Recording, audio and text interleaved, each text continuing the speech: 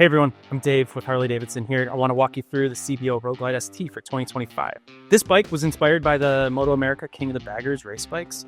Really looking to take that hot rod bagger, performance bagger trend, take it to custom vehicle operations. It's loaded to the gills with performance parts, weight components, so much so that we're about 25 pounds lighter than the comparable CVO Road Glide.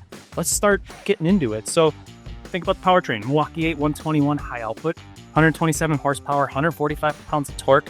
It's so fun to ride. Lightweight cast aluminum wheels up front, forged carbon fiber front fender.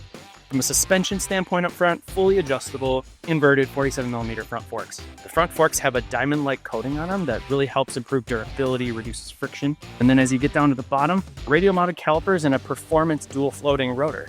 Obviously, we've got a solo seat here and a carbon fiber seat cowl right here behind it. And then dual remote reservoir shocks. The bike is truly set up to mimic those King of the Bagger race bikes.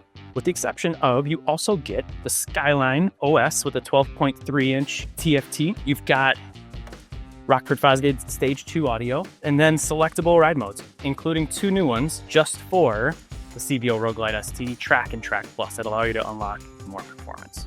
The bike does come standard with rider safety enhancements for extra peace of mind when things get a little unpredictable. So you've got cornering ABS, cornering traction control, drag torque slip control, TPMS. This one here, this is your Rally Red color for 2025. We also have Mercury Silver and Hot Lap. Hot Lap was a cool color we introduced at Daytona last year and got such good reception to it. We put it into production for 2025. So I really hope you have a chance to get out to your local dealer, check this bike out. It's going to blow your mind.